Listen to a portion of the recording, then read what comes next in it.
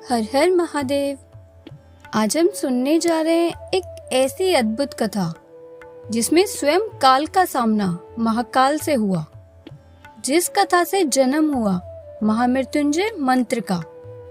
तो आइए श्रद्धा और भक्ति के साथ कथा आरंभ करते हैं। बहुत समय पहले की बात है। एक घने वन में ऋषि मार्कंडेय और उनकी पत्नी मरुधति रहते थे। उनकी कोई संतान नहीं थी। अपनी इस पीड़ा को मिटाने के लिए ऋषि मार्कंडेय ने देवों के देव महादेव की शरण लेने का निश्चय किया। उन्होंने कठोर तपस्या शुरू की। वर्षों की तपस्या के बाद भगवान शिव खुश हुए।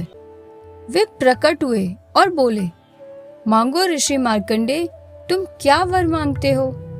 ऋषि ने हाथ जोड़कर कहा, प्रभु, मुझे पुत्र रत्न की प्राप्ति हो। तब भगवान शिव मुस्कुराए, लेकिन उनकी मुस्कान में एक रहस्य था। उन्होंने कहा, ऋषिवर, तुम्हारे भाग्य में पुत्र सुख कम है, फिर भी मेरी तपस्या व्यर्थ नहीं जाती। तुम्हारे सामने दो विकल्प हैं। पहला, एक ऐसा पुत्र जो मंदबुद्धि होगा लेकिन उसकी आयु बहुत लंबी होगी, और दूसरा, एक ऐसा पुत्र जो अत्यंत ज्ञानी और तेजस्वी होगा लेकिन उसकी आयु केवल 16 वर्ष होगी। उन्होंने गुणवत्ता को चुना। उन्होंने कहा, प्रभु, हमें वो पुत्र चाहिए जो आपके जैसा तेजस्वी हो, चाहे उसकी आयु कम ही क्यों ना हो।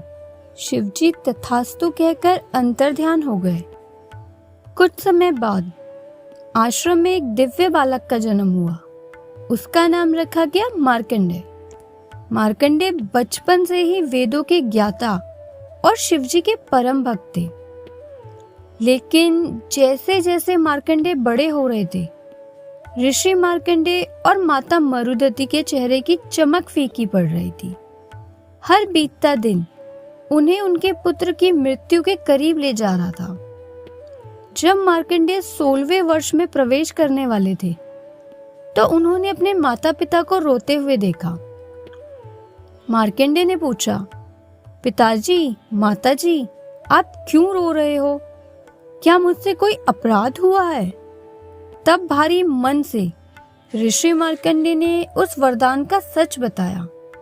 पुत्र, तुम्हारी आयु केवल 16 वर्ष है और वह समय अब निकट आ गया है। यह सुनकर मार्कंडेय भयभीत नहीं हुए। चेहरे पर एक दिव्य मुस्कान आई। उन्होंने कहा, पिताजी, चिंता मत कीजिए, मेरे प्राणों की रक्षा स्वयं महादेव करेंगे। मार्कंडेय समुद्र के किनारे चले गए। वहां उन्होंने रेत से एक शिवलिंग बनाया और ध्यान में बैठ गए। मार्कंडेय की भक्ति अपनी चरम सीमा पर थी। अपने हृदय की गहराई से उन्होंने भगवान शिव को पुकारा और एक ऐसे मंत्र की रचना की जो आज ब्रह्मांड में गूंजता है। ओम त्र्यंबके यजामहे सुगंधिम पुष्टिवर्धनम उर्वारुकमि बंधनात् मृत्यु मुक्षे मामृतात्। वह दिन आया। मार्कंडेय के 16वें वर्ष पूरा हुआ। यमराज के दूत आए, लेकिन मार्कंडेय के तप के तेज के कारण वे उनके पास भी नहीं फटक सके। अंत में स्वयं मृत्यु के देवता यमराज अपने भैंसे पर सवार होकर आए। यमराज ने देखा कि बालक शिवलिंग से लिपटा हुआ है। यमराज ने कहा, मार्कंडेय, तुम्हारा समय पूर्ण हुआ, मेरे साथ चलो। मार्कंडेय ने आंखें नहीं खोली। वह मंत्र जाप करता रहा। क्रोधित होकर यमराज ने अपना कालपाश फेंका।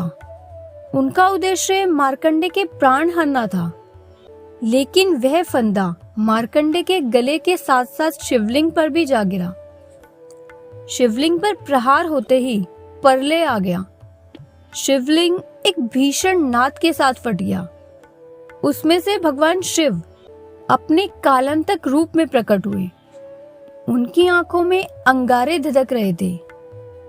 शिवजी बोले, मूर्ख यम, तूने मेरे परम भक्त और मेरे स्वरूप लिंग दोनों को एक ही पाश में बांधने का पाप किया है। आज मैं स्वयं काल का अंत कर दूंगा। इससे पहले कि यमराज क्षमा मांग पाते, भगवान शिव ने त्रिशूल से उन पर वार कर दिया। महाकाल के उस एक प्रहार से मृत्यु के देवता यमराज वहीं भूमि पर गिर पड़े और यमराज की मृत्यु हो गई। यमराज की मृत्यु होते ही तीनों लोकों में हाहाकार मच गया। मृत्यु का चक्र रुक गया। पृथ्वी पर लोग बूढ़े हो रहे थे, कष्ट में थे, लेकिन किसी की मौत नहीं आ रही थी। प्रकृति का संतुलन बिगड़ गया। घबराए हुए सभी देवता और ऋषि मुनि सृष्टि रचयिता ब्रह्मा जी के नेतृत्व में भगवान शिव के पास पहुंचे। ब्रह्मा जी, हे महादेव, शांत हो जाइए। यमराज के बिना सृष्टि का भार बढ़ जाएगा। जीवन और मृत्यु का चक्र टूट जाएगा। सृष्टि के कल्याण के लिए यमराज को जीवन दान दे प्रभु। ब्रह्मा जी और देवताओं की करुण पुकार सुनकर भगवान शिव का क्रोध शांत हुआ। उन्होंने अपनी कृपा दृष्टि से यमराज को पुनः जीवित कर दिया। यमराज ने आंखें खोली और तुरंत भगवान शिव के चरणों में गिर पड़ा। भगवान शिव का क्रोध शांत हुआ। उन्होंने यमराज को क्षमा किया, लेकिन एक नई घोषणा की। उन्होंने मार्कंडे के सिर पर हाथ रखकर कहा, यह बालक अब मेरा है। काल का इस पर कोई अधिकार नहीं होगा। मैं इसे अमरता का वरदान देता हूँ। यह कल्पों तक जीवित रहेगा और चिरंजीवी कहलाएगा। यमराज ने सिर झुकाकर शिवजी और उनके भक्त को नमन किया और वहां से चला गया। इस प्रकार एक 16 वर्ष के बालक ने अपनी भक्ति से मृत्यु के देवता को भी पीछे हटने पर मजबूर कर दिया। मार्कंडेय ऋषि द्वारा रचित वह महामृत्युंजय मंत्र आज भी अकाल मृत्यु, भय और रोगों से मुक्ति का सबसे बड़ा साधन है। यह कथा यहीं पर संपन्न होती है। अगर आपको ये वीडियो अच्छी लगी हो तो चैनल को सब्सक्राइब करें, वीडियो को लाइक करें और अपना आशीर्वाद चैनल पर बनाए रखें। हर हर महादेव।